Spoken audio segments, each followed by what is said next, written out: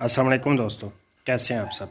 मैं आपका दोस्त मोहम्मद बिलाल ख़ान आज मैं आपकी खिदमत में माजून लेकर हाज़िर हुआ हूँ। बहुत ही अच्छा और मुजरब नुस्खा है मेरा। इंशाल्लाह जो भी इसको इस्तेमाल करता है दोबारा उसको किसी और चीज़ की ज़रूरत महसूस नहीं होती।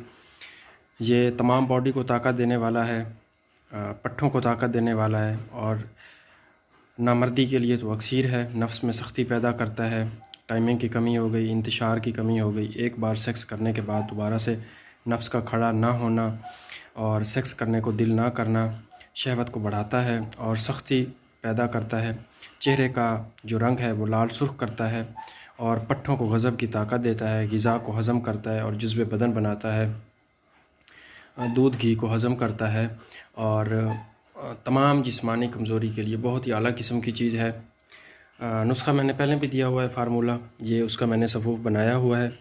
वैसे मैं मोटा मोटा सा आपको बता देता हूँ जल्दी जल्दी, ताकि अगर कोई लोग मेरी वीडियो पहले नहीं किसी ने देखी हुई, उनको इस सफ़ूफ़ का पता नहीं है, तो उसके जो अज्ज़ा हैं वो आप नोट कर लें। इसमें मस्तकी जाएगी 35 ग्राम, उसके बाद जो है